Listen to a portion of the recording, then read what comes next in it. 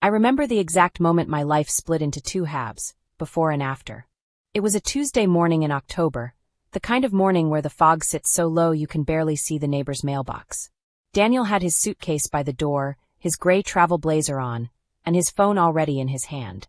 He'd been leaving for business trips for 12 years. I could pack his bag in my sleep. I knew he preferred his blue Oxford shirts folded, not rolled. I knew he liked the small toothpaste, not the full-size tube.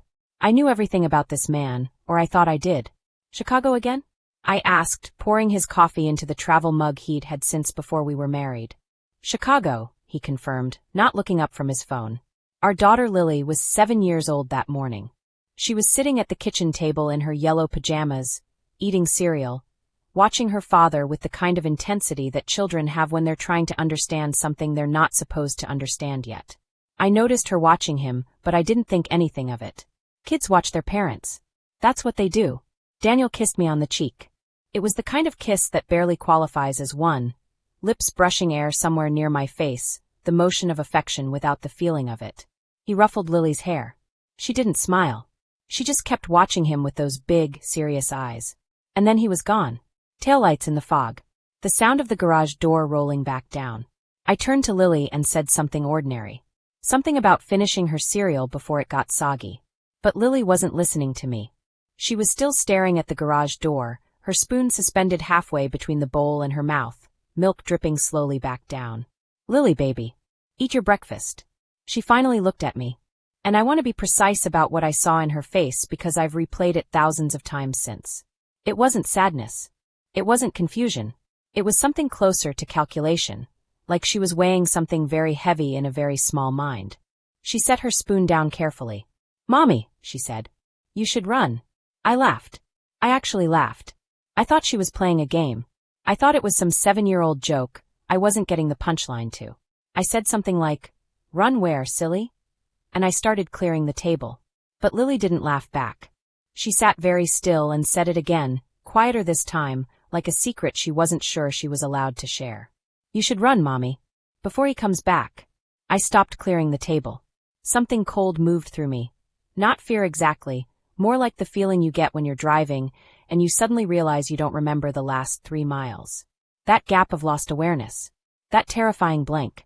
I crouched down to her level and looked her in the eyes and I asked, very carefully, what she meant.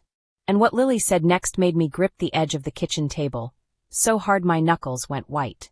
Children are the most dangerous witnesses in the world. Not because they lie, they almost never do, but because they observe without filtering. They don't decide what's important. They record everything. Lily told me she had heard Daddy on the phone.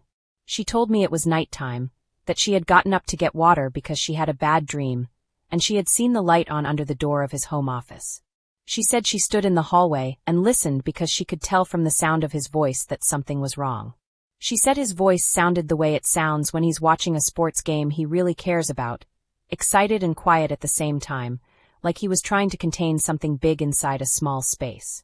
She said she heard him say a woman's name. She told me the name. I knew that name.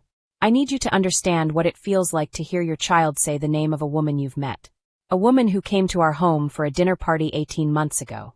A woman who brought a bottle of wine and laughed at all of Daniel's jokes and touched his arm twice while telling a story, and who I had looked at across my own dinner table and thought, briefly, instinctively, and then immediately pushed away. Stop it, you're being paranoid, you're being one of those women. I was not being paranoid. I kept my face very calm. This is something mothers learn without being taught. How to absorb catastrophic information without letting it show, because there is a child in front of you and she is already scared and she is watching your face like a map. I breathed through my nose. I nodded. I asked Lily what else she heard. She said she heard Daddy say, she doesn't know anything. She said she heard him say, after this trip we figure out the rest. After this trip we figure out the rest. I stood up slowly. I went to the sink and ran cold water over my wrists, which is something I do when I need to bring myself back into my body. The water was very cold. October water out of old pipes. I focused on the cold. Lily asked me if I was okay. I told her I was fine. I told her she was such a good girl for telling Mommy. I walked her to the bus stop in a fog thicker than the one outside. I waved at the bus. I watched it disappear down the street. And then I stood on the sidewalk in front of my house, with the hydrangeas I planted and the porch swing we bought at an estate sale and the welcome mat that said the Hargroves. And I thought about the phrase my daughter had used. You should run. Before he comes back. Not you should talk to Daddy. Not you should ask Daddy. Run. A 7-year-old child, innocent and uncoached, heard something in that dark hallway and concluded not that her parents needed to have a conversation, but that her mother needed to escape. What exactly had she heard that she wasn't telling me? I went back inside. I sat at the kitchen table for exactly 4 minutes. Then I did something I had never done in 12 years of marriage. I went to Daniel's home office, sat down at his desk, and opened his laptop. I didn't know what I was looking for. That's the most honest thing I can say. I wasn't sure I wanted to find anything. Part of me was still hoping there was an explanation that didn't destroy everything. A work relationship that had gotten too friendly, something I could be angry about for a week, and then absorb back into the life we had built. The laptop opened to his email. And the first thing I saw, sitting right there, bold and unread because he had already seen it on his phone before he left, was an email with a subject line that made the kitchen tilt sideways beneath me.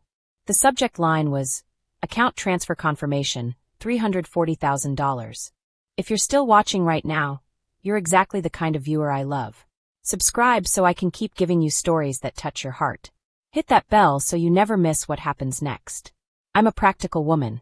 I want to say that clearly before I tell you what I did next, because what I did next might not seem practical. It might seem extreme. But practicality is only possible when you know what reality you're operating in. And in the space of one morning, I had discovered that the reality I'd been operating in was a fiction. So I had to build a new one fast.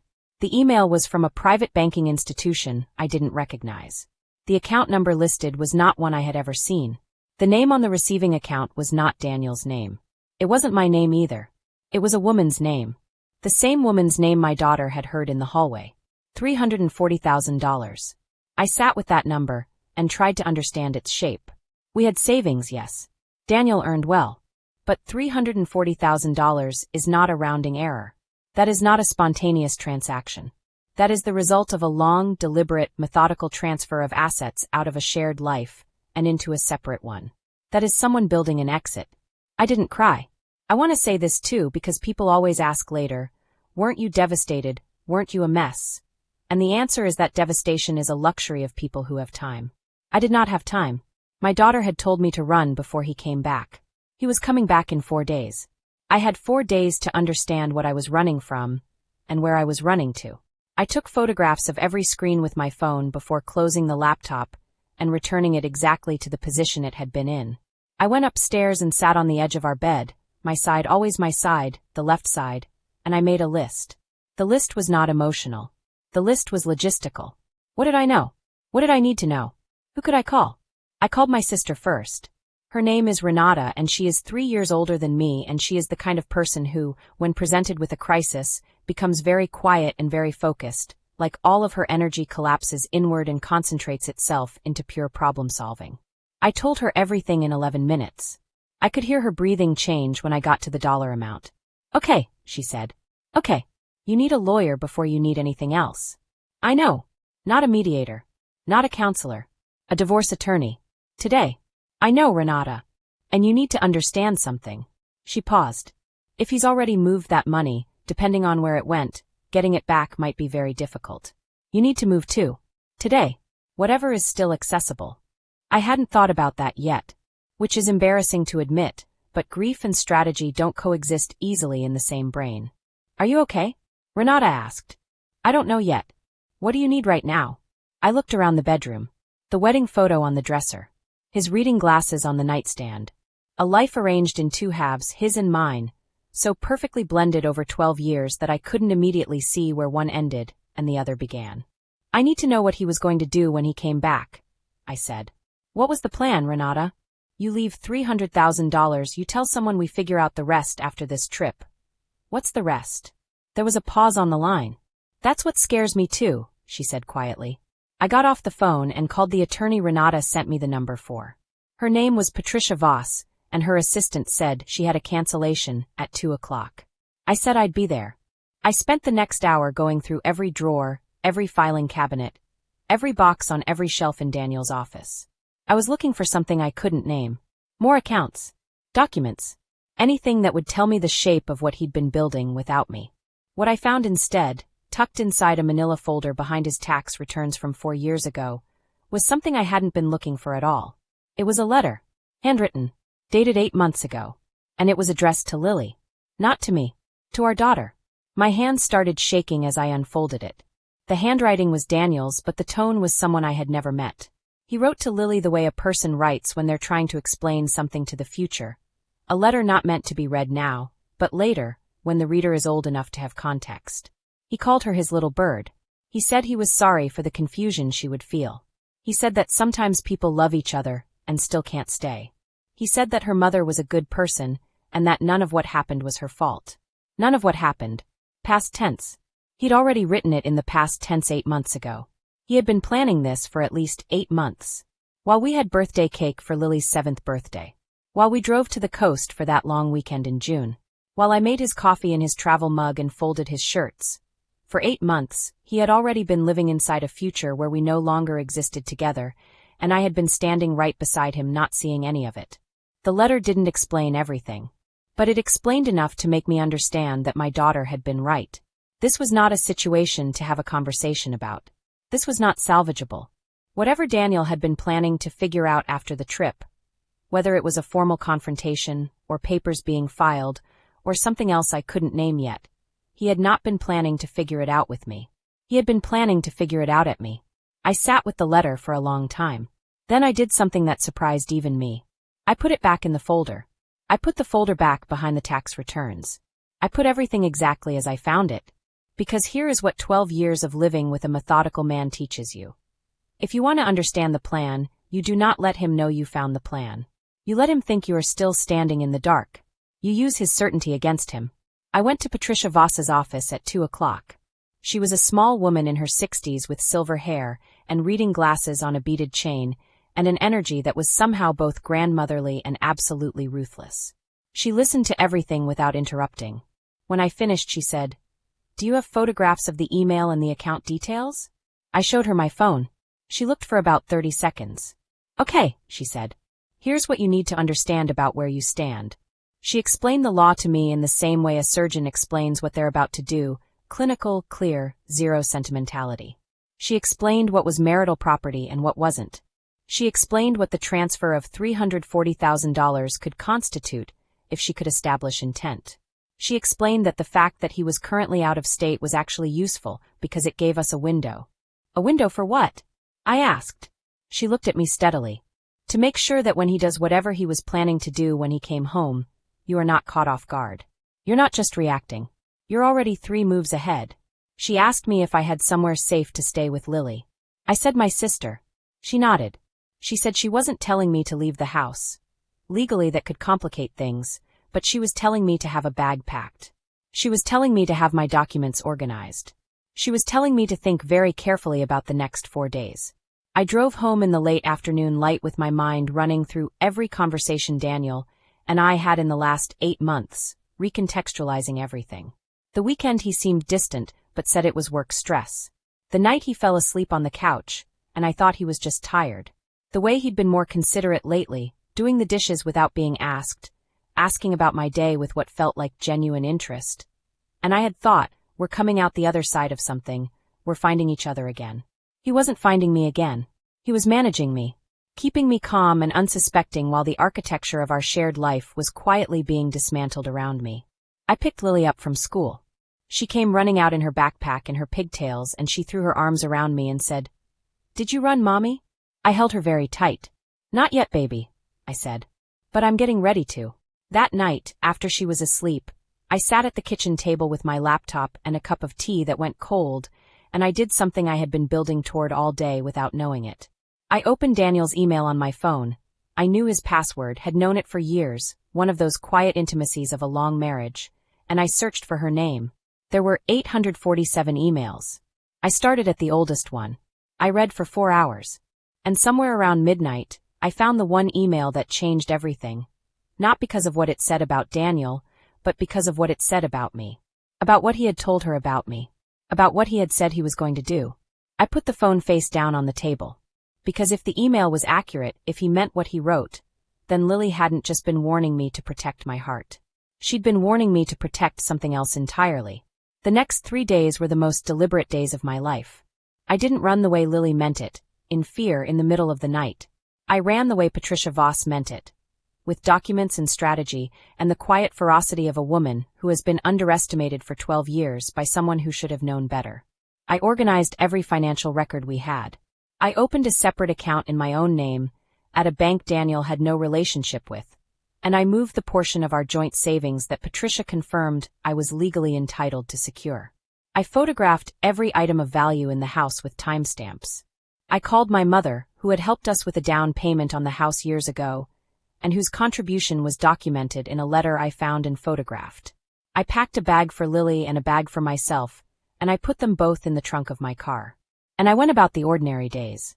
Lily's school pickup, dinner, homework, bedtime stories, the yellow pajamas. I kept everything exactly as it was on the surface, because below the surface I was building something entirely new. I read the rest of the emails. The full picture was more painful and more ordinary than I'd expected. It had started 2 years ago, not 8 months. The letter was just when he'd decided it was real enough to plan for. She lived in a city 4 hours away. They had seen each other during his business trips for nearly 2 years. He had told her I was cold. He had told her we had grown apart. He had told her that I was practical to the point of being unfeeling, that our marriage had been hollow for years.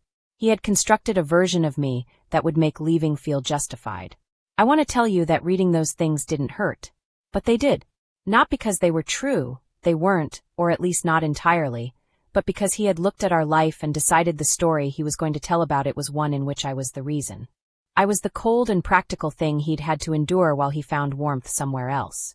And yet, the woman he described, steady, organized, impossible to shake, that woman was exactly who I needed to be right now. So I was her. I let him make me into her. Daniel came home on a Saturday afternoon.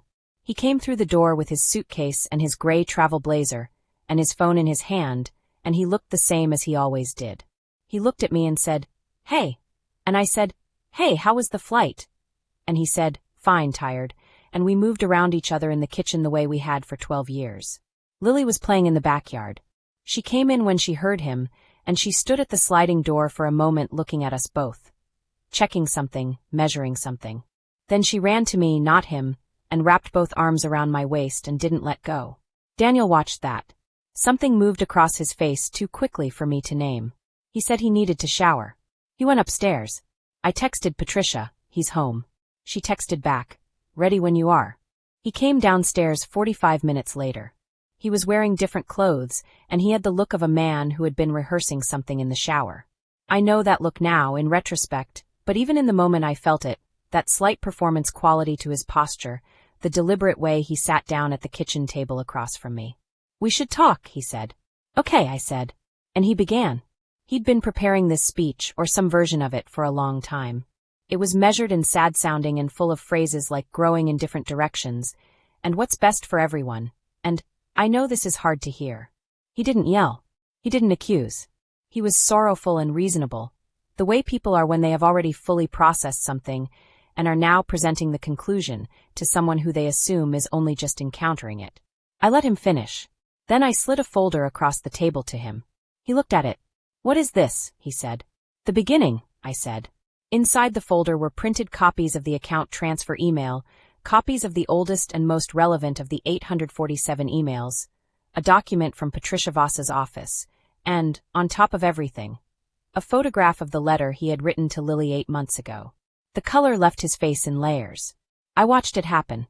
The performance of reasonableness collapsed immediately, the way a stage set collapses when someone pulls the wrong chord, all of it just folding inward and falling flat. "Grace," he said. My name, in his mouth the way he used to say it years ago when he meant it. "I've already spoken with an attorney," I said. "I've already secured documentation of the asset transfer, which my attorney believes constitutes fraudulent dissipation of marital assets, which has specific legal consequences in this state. I've secured our joint accounts appropriately and legally. I have copies of everything you're looking at, and everything you're not looking at." He was very still. "I'm not running," I said. "I'm not leaving. This is my house, and it's Lily's home, and we're staying in it. You will be the one to go." The thing about practical women is that we're always being underestimated. We're described as cold and unfeeling and hollow, when really what we are is capable of functioning under pressure without falling apart where anyone can see. We do the quiet work. We keep the machinery running. We fold the shirts and fill the travel mugs, and we watch and we listen and we remember. And when the moment comes that requires everything we've been quietly storing, we are ready in a way that no one who underestimated us ever expected. Daniel left that night. He didn't take everything. He took his suitcase and his gray travel blazer and his phone. Which is fitting, really. He'd already moved what mattered to him elsewhere. He'd been doing it for months. I stood at the kitchen window and watched his taillights disappear into the dark, the same way I had watched them disappear into the morning fog 5 days before. Lily appeared at my side in her yellow pajamas, her small hand finding mine in the dark. "Did you run?" she asked. I looked down at her. "I ran forward," I said. "Right toward it." She thought about this with that same serious expression she'd worn at the breakfast table the morning everything split in half. Then she nodded slowly, like this was the correct answer to a question she had been holding for a while. Outside, the fog was lifting.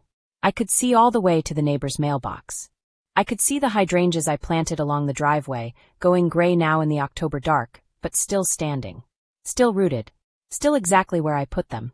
We stood at the window together for a long time, my daughter and I, watching the dark where his taillights had been until there was nothing left to watch. And then I turned on every light in the house.